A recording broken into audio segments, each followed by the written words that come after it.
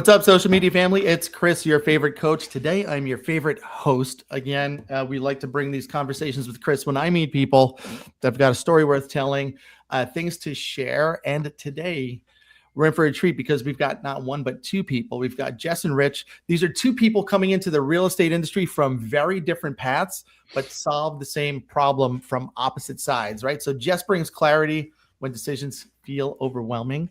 Rich brings reality when land and numbers get romanticized, right? So it's a new partnership. We're going to unpack it, how it started, what each of them actually does best, and why they work so well in the real world and not just on paper. So, yay! Thank you, Chris. We can't hear all the people clapping, but glad to be here. They are. It's good for you guys to be here. And thanks. I know it's like I would spring this on people, and then people are like, what questions are you going to be asking and stuff like that. But I assure you, magic happens in the moment, in the spontaneous, right? So let me ask you guys. You guys you're newly teaming up, and what problem were you both seeing that made this partnership make sense? I mean, they say a partnership is the hardest ship to sail. So what problem were you seeing that made it make sense right now? That's great. You want me to go first? Yeah, go ahead. Yeah. Honestly, I think, our profession in general in real estate, it doesn't always get the best reputation. And Rich and I can see the issue, client side, what the consumer is facing day to day. And we really want to make sure that this is a positive experience for people. We see, room for improvement for different things. And we also see that every transaction, well, shouldn't be a transaction, but should be very different. So I think, bringing that authenticity for who that person is, the process should be different every time because it's about them and where they're going to live and their experience. So we just want to bring more of that personalization to the transaction and clean up some of the issues that sometimes people have. So, yeah, really, it's a funny business. It's definitely a funny business. Yeah. So, Rich, from your perspective?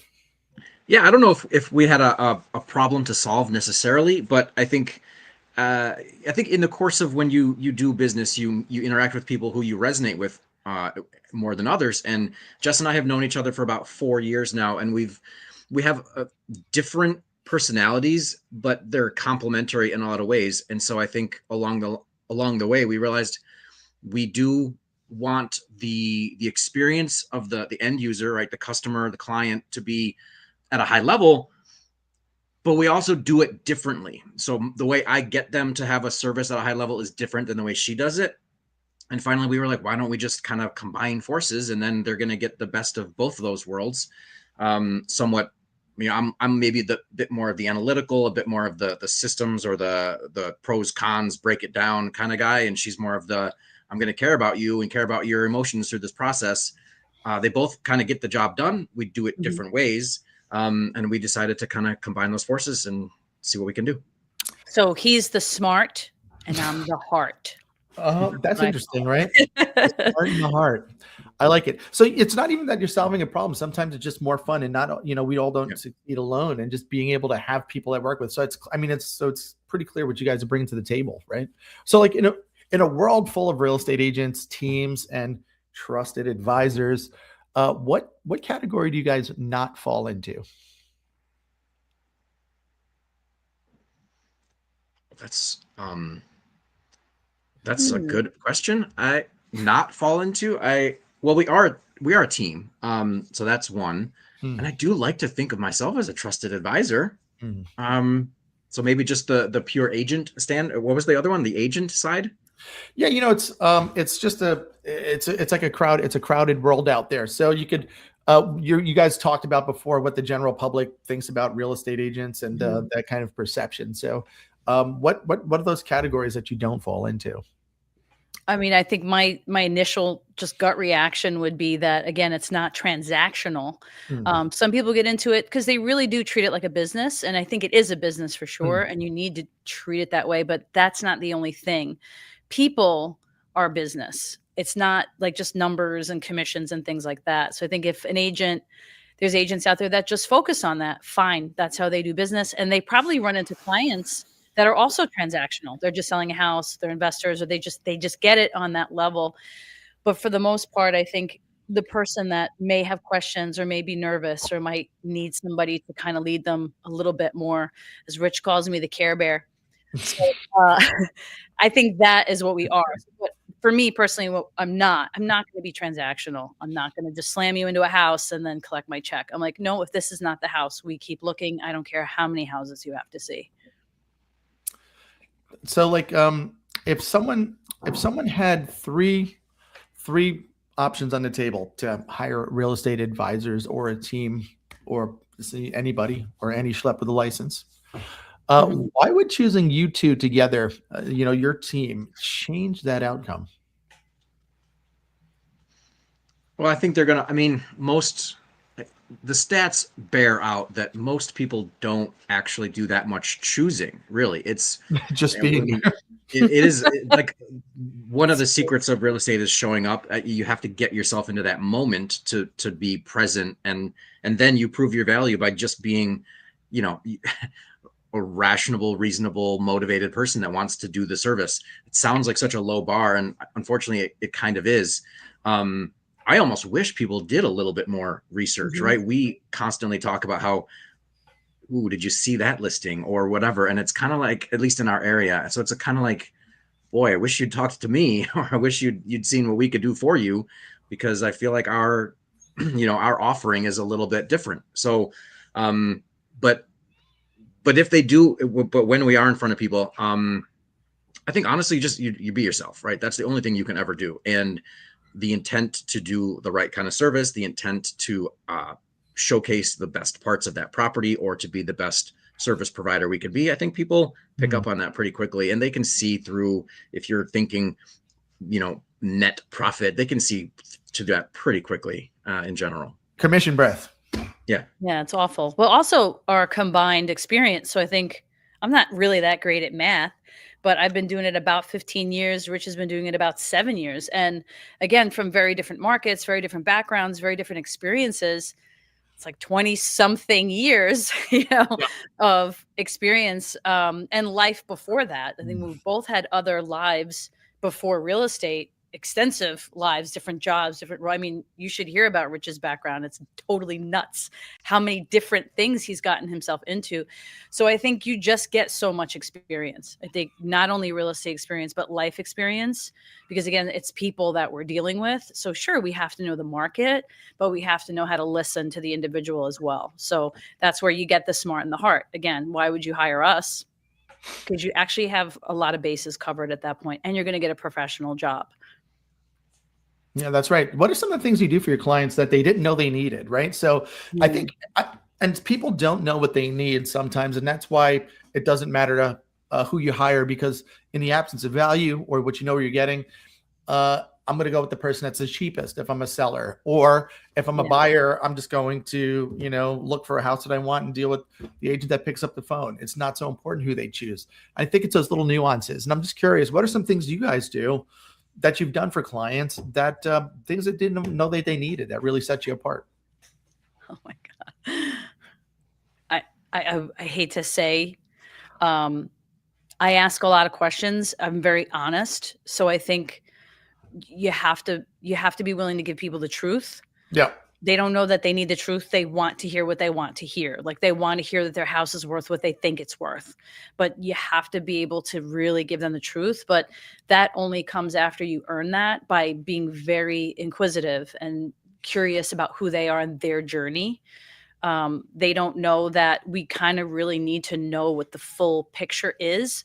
So I work very hard on learning the whole human, the whole dynamic, the whole family, the whole goal. What are they doing in 5-10 years? Because their house, their purchase, their sale is actually going to impact that, whether or not they know that.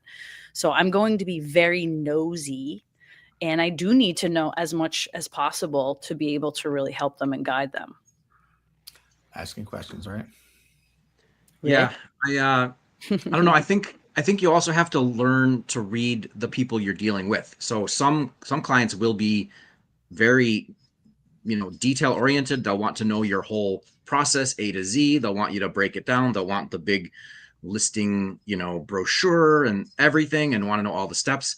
And some are just, I have a job that I want done, and can you please do it right now and stop asking me questions and just do the thing. And I think the reality is probably somewhere in the middle where, we need to navigate, here's what you need to know to move forward without getting bogged down in some details. But also you do need to know a few things, right? This isn't just, hey, take this and run with it. I need you to be kind of involved in this. It's a journey together with the client. It isn't just agent takes a thing and does the thing. The owner or the buyer has to be invested in what they're doing to some extent. Yeah. It's really the things that you're doing is, kind of drawing it out of them, guiding them through the process that they didn't even know that they needed to uncover. Yeah. Everybody knows everything, right? So when somebody's done working with you and you guys have a successful transaction, what are some of the things that the client feels? What do you want them to feel, or how do they feel? Success. You want them to feel, you want them to feel like I come from that coaching background. I come from objectives and satisfying things. So I want them to feel successful, right? Jess's answer will probably be a little different, but I want them to feel like they achieved that thing they wanted to achieve. And whether that was getting themselves into a house, whether it was selling a property, I want them to feel like that was a success. Now, whether it was where grades on that success, that might change from person to person, but I want them to feel like at the end of the day, the job was done and they got to where they wanted to go. That's awesome. And I want to have a lifelong friend. No. Actually, doing business as long as I have, you ask people for reviews. Sure. And my reviews have always been, hey, I feel like I had a friend with me. Hey, I felt like I gained a friend. Hey, I felt like, and I started seeing the word friend. And my very first review actually up here, my first closing I just had back in production in upstate New York. The last line is like, I felt like, I had a partner, but then she became a friend. And I was like, wow, there it is again. So I really do put a lot of my own kind of personal care into them. And I really connect with them on a deep level. So I want them to feel really cared for. And I want them to know they can call me in a day, in a week, in a month, in a year. I want them to stay in touch. I want to know how they're doing. I want to know if they did the renovation. I want to know what's happening. And I want to continue to be a resource because I really do connect and care. So I want them to be my besties after. For the record, I do care, and I didn't say you didn't. I do make friends along the way. I'm not a robot, but it's in addition to everything we said. We both agree. And yeah, so you want them to feel like they worked with somebody that was a friend, and that says a lot. And then you want them to feel successful in that also. So I need both of us. Isn't that great? Yeah. Isn't that great? And so, like, what are you guys clear? You operate a little bit differently, but you've got some very similar principles. And what principle do you refuse to compromise on, even when it costs you a deal? Mm-hmm. That's a great question. I think that's one of the things that we do gravitate towards each other. I mean, not to sound all like top notch, but I really feel like our integrity is kind of unbeatable. I mean, I won't even approach anything that I don't think is above board, whether it's a strategy, whether it's a manner of operating, whether it's documentation. I feel like if it isn't right in the eyes of ethics or law or whatever, it doesn't resonate with me, and I don't want to touch it, frankly. Yeah, I agree with that 100%. And that transparency again, which is part of that, and always being honest, even if it means you're not going to close the deal, even if it means, this deal comes apart, or whether or not they ever even buy anything. Sometimes it's not right for them to do a real estate transaction. Fine. It all is done with integrity.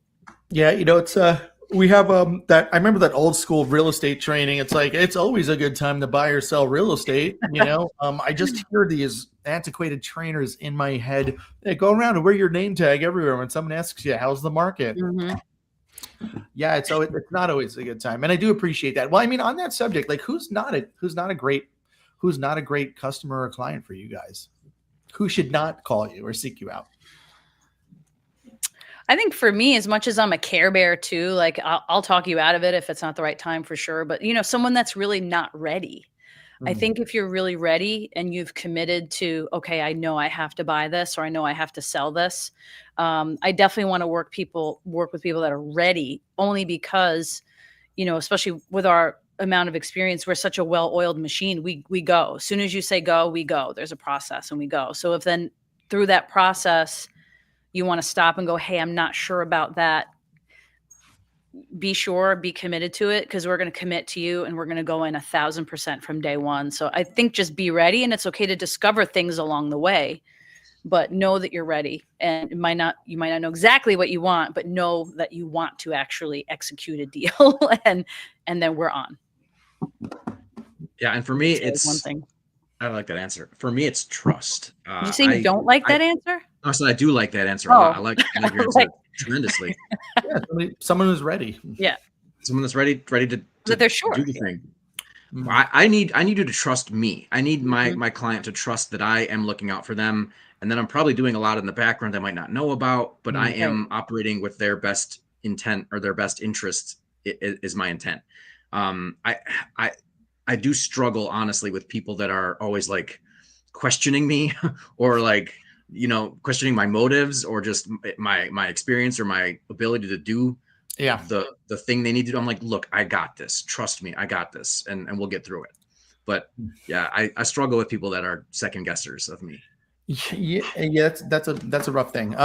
Especially when you're so trustworthy, and because it's like, because people that are trustworthy tend to be trusting as well, and then so when it comes back, it's like, did I do something that's making you, doubt, where I'm at and everything? I mean, look, it's on that topic, real estate it's loud. Right? There's opinions, advice, and trends everywhere. It's like, so what are some of the things that you guys help people ignore so they can make better decisions in their real estate world with all that's out there? Well, our market specifically, we can go local on this one. Our market is, a 3-hour drive from New York City. So we do tend to have a fair number of second home owners. So it's a classic conversation that we have all the time is, my neighbor, it's a real estate, commonality, but markets are local, right? So what happens 3 hours away, price points, processes, negotiation tactics, they're different. Regional differences exist, and that's fine in real estate, but it's hard to have that conversation with someone whose norms are very different, although they're 3-hour drive away, and then they come up here and they're like, ooh, this doesn't seem like it's going right. And I'm like, no, this is actually going great. This one's going really well, just doesn't feel right because you're not used to it. That's a crazy thing, right? How do you balance what a property can be like for somebody with what someone's life can realistically support? So it's like, that delicate balance between, reality and optimism. These are great questions, Chris. I'm sorry. I think great. Yeah, I think that is part of that is getting to know the people and what they're, like Jess said earlier, her, thinking about a few years down the line, not necessarily what is life right now, but what does life maybe look like in a couple of years, or if a couple things, change for better or worse. For example, again, maybe this is timely. I don't know if this is nationwide, but we are seeing utility bills in our area increase tremendously this year, particularly. Electricity costs are skyrocketing. I don't want to touch a hot topic, but that's now becoming, honestly, it's a budget factor. If you're an agent in my area, you probably should be asking for the 12-month utility bill for a property you're moving into. And that might not have been a question you asked 2 years ago, but it's on my ask list right now, because I want to know what my clients are getting themselves into if they're buying a house and the electric is going to cost twice as much as they were going to budget, So those are things that I think matter. Yeah, those are great. I mean, that's like, and this is something that everybody wants to know. Like, so even if somebody doesn't have a real estate need right now, if they're not looking to buy, sell, or invest in real estate, that might be good information. And I was just, what ways are you guys adding value to the people in your world in between transactions? So you've got the people that aren't ready yet, the people that are not, they don't have an immediate need. they're floating around your database, they're past clients, your sphere of influence, all that stuff. How are you adding value to them in between transactions? So it's interesting is even if someone's not buying or selling, they do still want to know the value of their home. Sure. They do. Like I'm not in the market, but I want to know how much my house is worth today. I want to know what the market's doing. Are we an upward or downward trend? And I think that's enough information that most people can digest. Like, is it a good market or a bad market? And I know that's too general, but that's what they ask you and that's what they want to know. And people check in with me all the time that I know are not doing business this year, next year, maybe even in 5 years. People still want to know that their investment or that their home is on the rise. So I think being in touch with people in that way and letting people know. I actually had I had a client, Sonia, a long time ago, and she said, "Call me when my house is worth $1 million." And this was in Brooklyn at the time. And when I started, houses were not yet $1 million in certain parts of Brooklyn. Sure. But in her part of Brooklyn, it was like 600,000, 800,000. And then one day I called Sonia and I said, "Your house is worth $1 million, honey. What do you want to do?" So I think everybody's curious, even if now it's not the right time. Did she Actually, sell it? no, she hasn't sold. No, I'm like, well, now it's worth 3 million. So whatever you want to do. But at least you know. It's not. Yeah, Now that's you what they should. right? Yeah, for sure. Well, $1 million isn't worth $1 million anymore. Exactly. You need Yeah. more now. So that's so you guys are keeping people, I mean, you said too great. That's, keeping people informed about the value of their property, letting people, the thing about the utilities going up. This is all relevant. Yeah. We have and maybe this isn't breaking ground, but we have a newsletter. We not only highlight like our listings, but things going on locally, events happening in the region. And I think that's a fun touch. It's a monthly email newsletter, super basic, but keeps people in the loop. And then Jess and I are getting more into the media space and YouTube type stuff. So that's another way that we hope to be able to keep connected to people in moving forward. It's been one of my weaknesses, I'm not going to lie, is my follow-up and my continued service. Again, I'm not purely transactional, but I probably trend a little bit internally towards that. Just my bandwidth as a human is I have to know what my bandwidth is. So, well, it's and you might not be that way. It's just so people when you're out of sight, out of mind, people never know what it is. So people might interpret you as transactional because, you're not in touch with them other than when there is a transaction, It's like there's some people that will only call you when they need something. But then there's other people that won't do that, but it'll just happen to do that way. But that's not what they're doing, So it's one of those things, Chris, like I've been lucky enough to sell a lot of houses in our area and a lot of land in my area over time. And I'm driving around constantly. People don't know that when I'm passing by their house, I'm thinking, oh, those were so awesome. Those people were so awesome. Or I love to see how they've changed the lawn or, whatever it is. But I'm constantly thinking, oh, I loved those people and I loved that process with them. But I don't call them or text them and say that, and that's maybe a shortcoming on my part, but they're in my head. I know it's all in your head, right?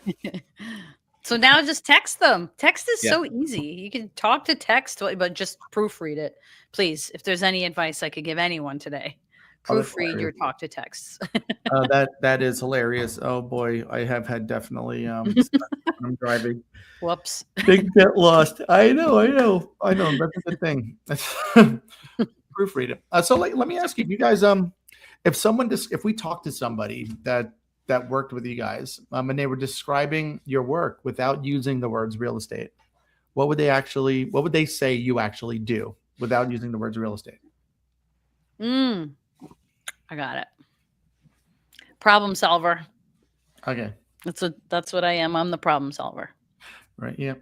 Sean Rawls once said, "The more problems I have, the more bigger my bank account gets." The more problems I'm able to solve. Do you know him with his Southern Georgia accent? Yeah. I love that though. I mean, because that's on a real estate transaction, right? Because you have the transaction and you have the human. The human is going to run into issues with the transaction all the time. And they're going to ask me, well, what about this, Jess? Or what do we do about that? Or what? And I try to solve ahead of time and then report back like, hey, so this came up and here's what I did. So here's where we are now, where now you don't have to worry. So it's kind of like they never had to worry. They never had to worry about bad news. And I never give bad news without having good news with it or a solution with it. So I would say problem solver is, as things come up, I chew it up and spit it out and we keep moving. So they would say you solve problems. Rich, what do you think? I really like that answer too, Jess. You're knocking it out of the park. I would probably do that too, but I want to say like thorough. I don't know if I have a best way to put it in as a phrase, but I think that's one of the things that I excel at. Is just I think maybe not thorough is the wrong word, but maybe along the lines of what Jess was saying, being proactive in kind of knowing where this might get derailed a bit. And even if you're just having a conversation that's like, hey, just looking down the line a little bit, this might come up, or this might be a thing, or for some people, this is going to be an issue. For some, it might not. But, I think that the more you can prime the client for what to expect, then when that news does hit, it's much more palatable. And then you've already kind of planted the seed of here's how we'll pivot, or here's how we'll handle that. But that's, again, she's calling it problem solving. I'm calling it thorough, meaning, hey, I already have the map on how this whole thing's going to go. We might have a detour, but I already know how to get back there on the detour. So you're a tour guide. Tour guide. Yeah. Well, what's interesting is Jess is saying, hey, when a problem pops up, we're really good at solving them. And what you're saying, Rich, is I keep track of all those problems and try to be proactive to tell people what's going to come up and what could happen and what might happen. Right. So it's that's a two-bladed sword. That's right. Very good. Well, what is tell me about what's it look like? So that's right now what people are saying about you. So if we fast forward 5 years from now, that's always fun, right? Someone works with the both of you. What do you want them to say was different about the experience of working with you guys 5 years from now? You could design it from nothing. Here it is. Oh, I'll go on this one first. Yeah, go. I want them to say, here's something. In 5 years, I want them to say, oh, I see those guys everywhere, and they're just so nice in person, right? They're different. They're not different, maybe, but they're just as personable as you could ever hope. But gosh, I see their signs and their name and their brand all over the place. And I knew I wanted to work with them, but I didn't know it could be quite as fun as that, or quite as, valuable as that. That's what I'd like to have happen. I love that. And I want them to say, not only can we help them buy or sell, but they can hire us to literally find land and build a house for them and create that sort of brand that Rich and I are trying to get together.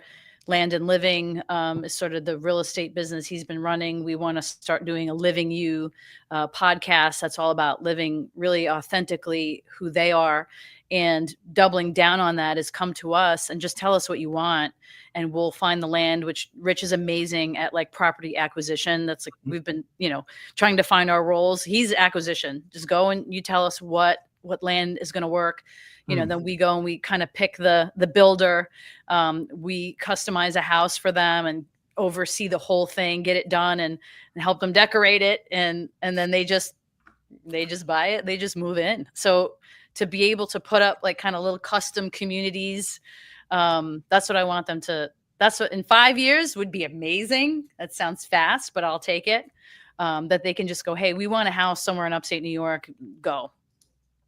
And here's what we want. And here's what our view to be, or what we need to be near, whatever. And we can actually execute and give them a physical space to then live who they are. I love that. You can get the space for the people to be fully self-expressed and live who they are. That's right. Yep. You can paint it any color you want. I didn't want to glance over this here. You did mention a podcast. Tell us about the vision for this podcast that you're putting together and that you're inevitably going to launch pretty soon. I think just generally speaking, again, we see a lot of gaps again in the industry, and connecting the pieces of real estate as a business, as a profession, as a transaction, connecting that then down again to people and their actual experience and what they could expect and, how it's going to land on them. I think the podcast does a couple things. It can inform them on the local market news, stuff like that. We even talked about national news, numbers, statistics, is property up and down, and also talk about different things at the moment people are facing in the transaction, even all the way down to client experience, and the things we experience in terms of what we see day to day in our businesses, like, hey, this just happened. The story I always want to tell is the keyless entry code. Like, sellers sometimes have keyless entries, and a lot of agents just give the code out, even though like their family sleeps there. And it's like, I don't want anyone to have that code but me and the family. So guess what? I'm going to show up and I'm going to do those showings. I want to talk about that. I want to talk about the human element, and again, how they live and what's relevant to them in the real estate space. And then again, all the way up to national news. So, and then all the way down, into that little micro experience. I think that's too big of an answer, but Rich will clean it up. No, the whole thing spawned from Jess and I started teaching a class for the agents in our brokerage, and it was mostly market data driven. But what we found was that over time, the fun of that class was our little tangents, our little sidebars, our little conversations about, oh, this happened the other day, or did you see this thing? And then we realized there's a little bit of magic there, and we just wanted to kind of continue that trend. And turns out we do have a lot to say, and we have, I think, also one of our strengths is that we're not extreme on either end of the thought process on anything, but I also think we're able to see how someone could see something on the extremes. So I'm kind of a middle spectrum person, if you want to put it that way, but I can see where you might think this. I can see where you might think this. There's pros and cons to probably all of that stuff, but I don't know. I feel like there's a space for dialogue in this. I think there's a lot of misperception on what real estate should look like, what it could look like, and what it does look like. And I think that there's conversations to be had around that. And that's what we want to talk about. That's cool. I like it. And who's going to be, who's your ideal listener? Who do you think this is going to be for? I think anyone that lives in a house, because at some point you're going to move. So anybody moving is like what? Most of the population needs to hear, the different things that could happen and the different things that do happen every day. So they have a better grip on what to expect so that they're not disappointed or, they don't feel let down or misled. Like there's a lot of, false information out there about a lot of things, but specifically our industry. So I think anybody that is just sort of curious about the real estate process, it could even be for other agents, because I think a lot of our stuff is going to be, covering market data or news or whatever, but kind of like do's and don'ts, what we feel, it's all our opinion, of course, but hey, don't do that when you have a transaction, or here's something you definitely need to do if you're servicing a client. So, it could be for agents as well, but we definitely want to get where the rubber meets the road and talk to anybody in a house. That's cool.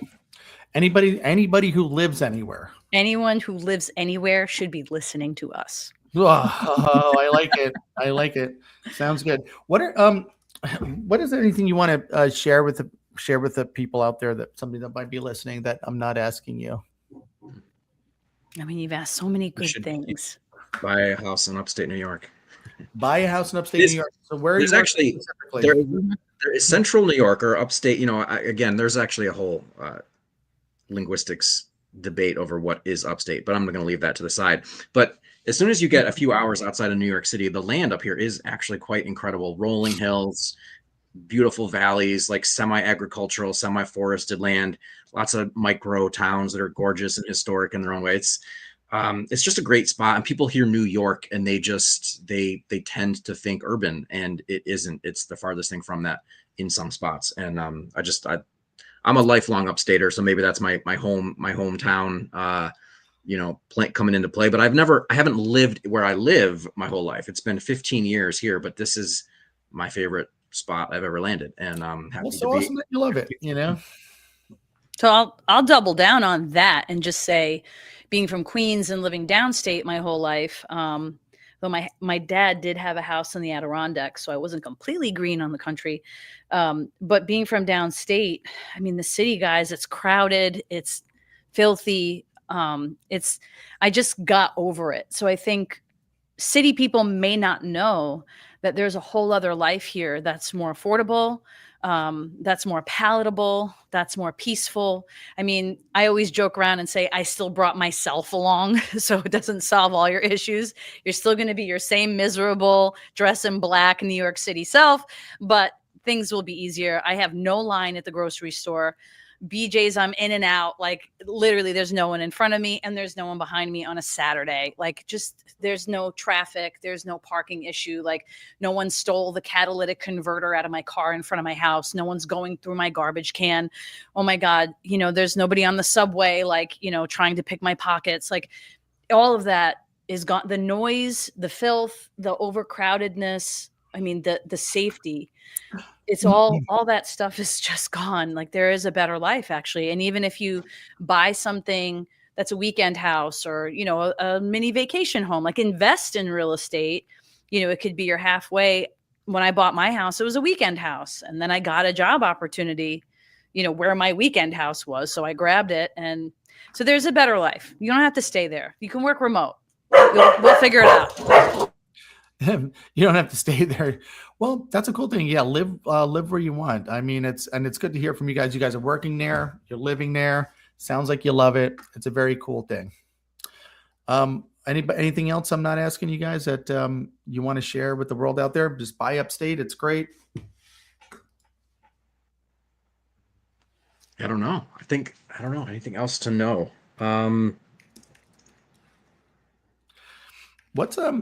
What's something that people looking to hire to work with a realtor,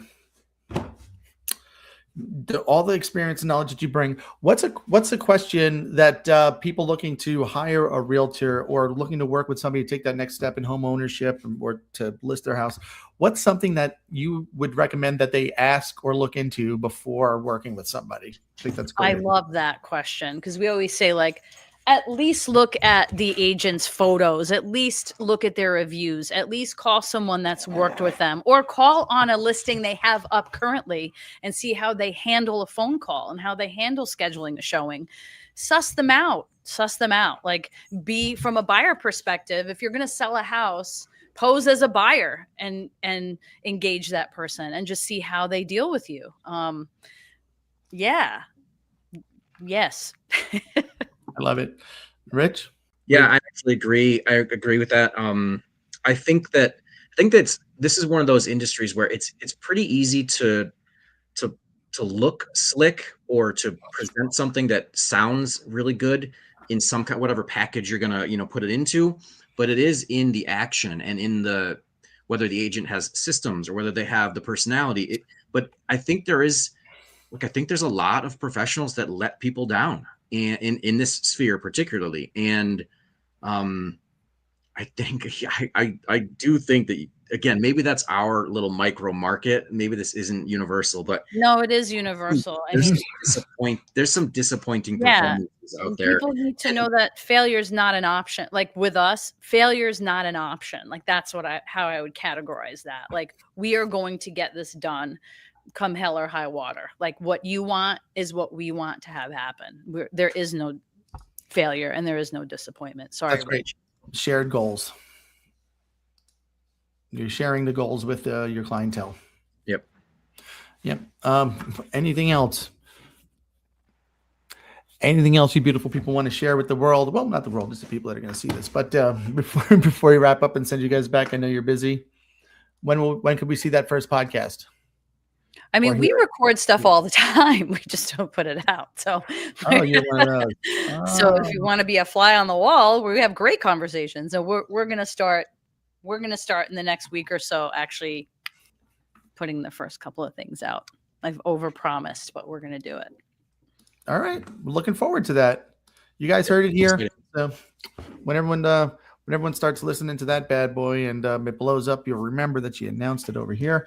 That's right. It was great. Thanks for visiting with me, guys. It was great talking to you. Well, thanks so much for having us. Yeah, partnership and buy upstate and contact these two. They're pretty easy to get in touch with.